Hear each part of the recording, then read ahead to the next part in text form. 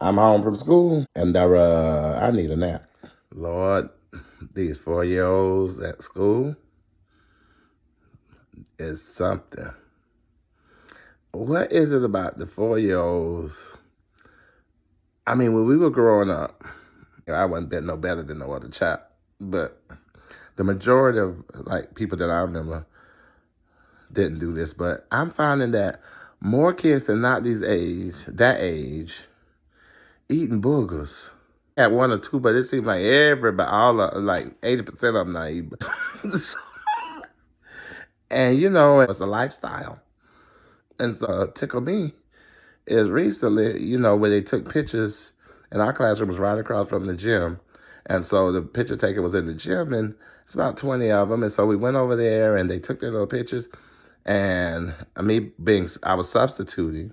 So, as they got finished, the teacher was sitting there with me. I walked them across the hall, and they would sit there on the carpet. And I could stand in the doorway and see them, and still see when she's beckoning for me to come get more. And they did so good. I was so proud of the babies. They just came and they sat on the carpet and watched the little video that was playing. And, they were wonderful. So when they all got in, I told the lead teacher, I was like, they did so well. I was just bragging on them. Oh, God, they came and sat down. There was no chit-chat. They were, they did really well. And she said, oh, thank you for telling me. So she went and got this big bag of Skittles, the big kind, but they don't have the little individually wrapped in it. They're just a big bag, and you open them, the Skittles are loose. So she went around and got the bag, and she would reach in and give them 2 or 3 per child. And then so she got this one child, Marilyn. So Marilyn, she was her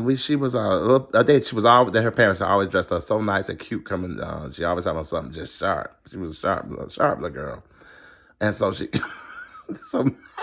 so Marilyn, but Marilyn would always carry with her a burden, and that burden was always this big yellow fountain coming from her right nostril. And so when it wasn't there, though, she would always be if there was something she felt in there, she would put her finger in there and so, booger eater. She was a booger eater. She's a booger eater. She was a booger eater, okay. So she got to her with the Skittles, and she was giving her, put something in her hand, and one of them fell on the floor. And Marilyn was like, and so the teacher didn't pay attention, so she went on to the next students because we got to move on to something else. And she was looking at me, and so I was like, do I let her eat it off the floor? Do I encourage that, or do I just say, hey, she dropped one, can she have another?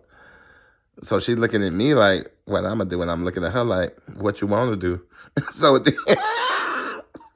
I just was like, you know what? It's okay. Just pick it up and eat it. I did. Okay. Don't judge me, y'all. And so she reached out and she started picking it up, and then she stood up. She said, no. I said, what's wrong? She said, if I eat it, I might die. So I was like, before I knew it had came out, and that's what I'm having problems with, and getting with working with these kids, that I have to watch what I say. Before I knew it, I was like, Marilyn, you done ate 10 boogers in the last hour. That skeleton from the floor is not going to kill you. Y'all pray for me.